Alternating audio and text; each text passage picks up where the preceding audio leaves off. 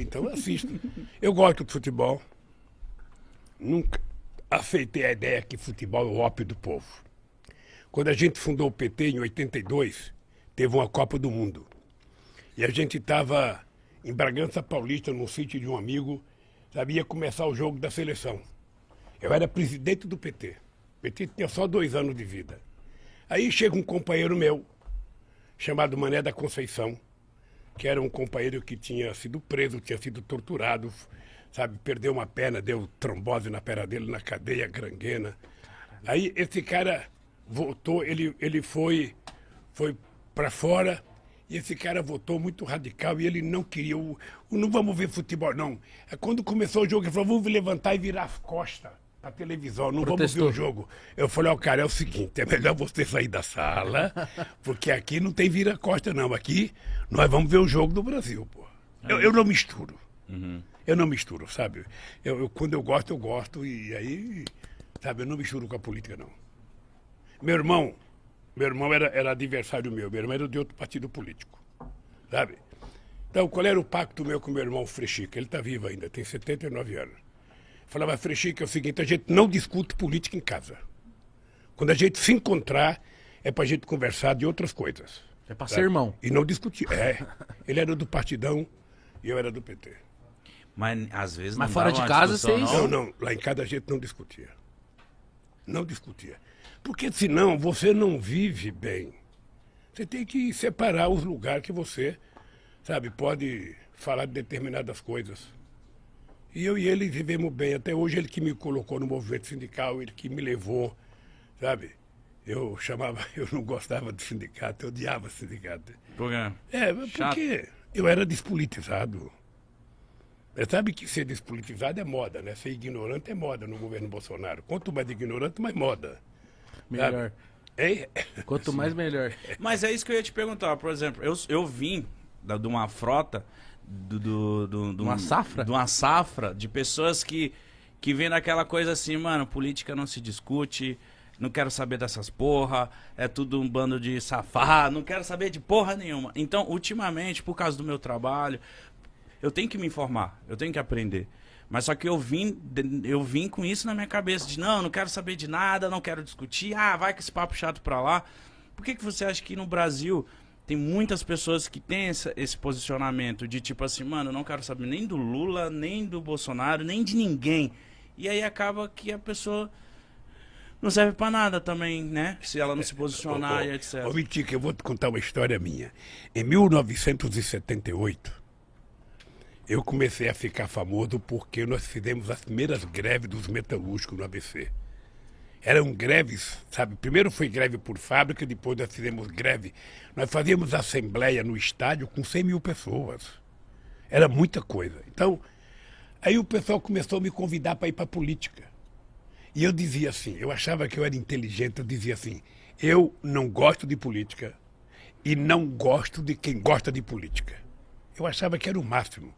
A imprensa batia palma, eu saía na primeira página dos jornais, finalmente surgiu um operário que não gosta de política, ele não quer o poder, ele só quer melhorar um pouquinho o salário dele e tal. Aí, cara, foi passando 3, 4 meses, eu estava na rua fazendo campanha, sabe para quem? Pro Fernando Henrique Cardoso. Por quê? Porque ele era candidato ao Senado, sabe? Ele disputava com o Montoro e com o Cláudio Lembo. E ele tinha votado do exílio, era uma figura interessante, porque era mais jovem, porque era um cara mais à esquerda, sabe? Mais à esquerda, mas depois ficou mais à direita e tal. Mas eu tinha uma boa relação com ele, e não foi ele que pediu para mim, não. Fui eu que fui pedir para ele para apoiá-lo. Eu e muitos sindicalistas. Aí depois eu descobri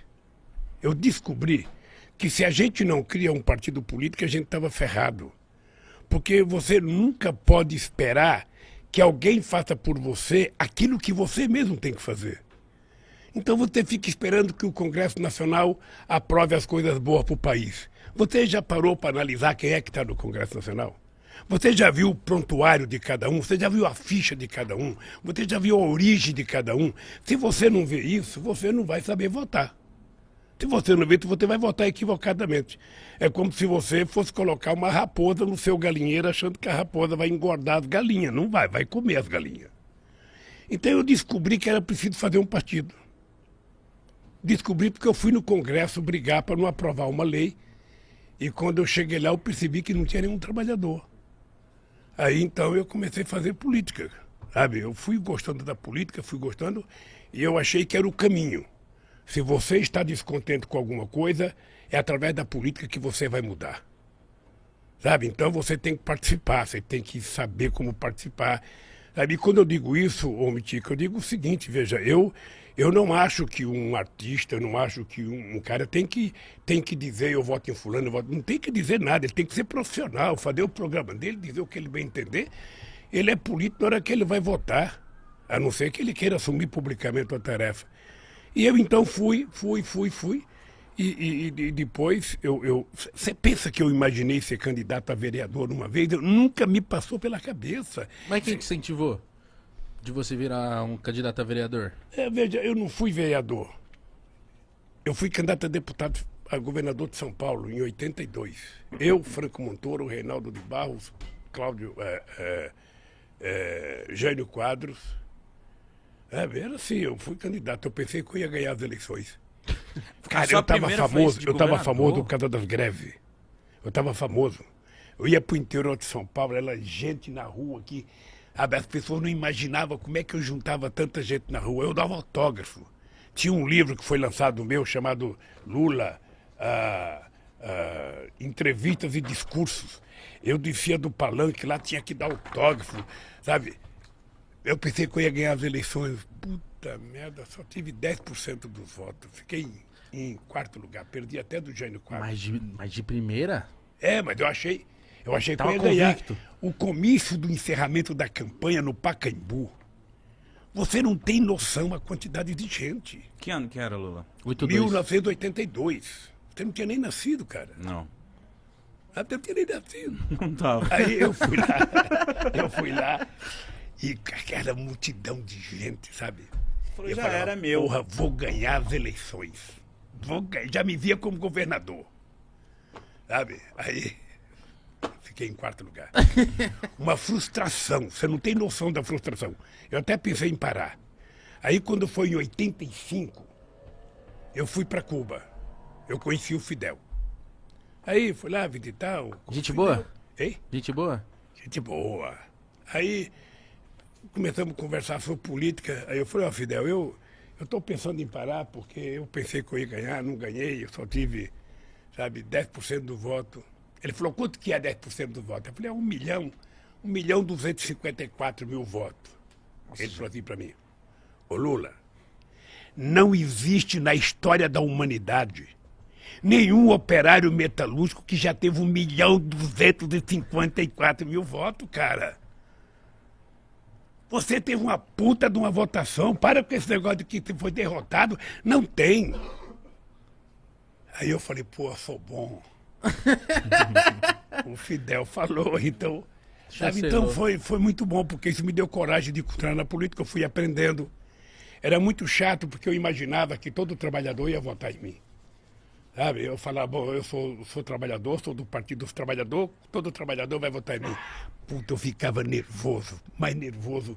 Eu ia fazer comício nas estradas, chegava, sabe, nos corta. A classe média, sabe, apoiava a gente, batia palma, sabe, nas universidades, todo mundo. Mas quando eu passava nos caras que estavam colhendo algodão, cortando cana,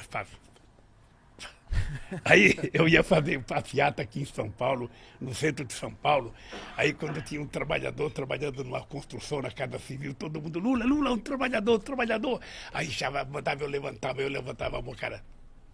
Mas por que você acha que você não era popular com os trabalhadores nessa época? Não, é porque é o seguinte, o povo não tinha o hábito de fazer política. Política era uma coisa estranha. Esse é um país em que demorou. A mulher só foi ter o seu primeiro voto em 1934, porque ganhou na justiça.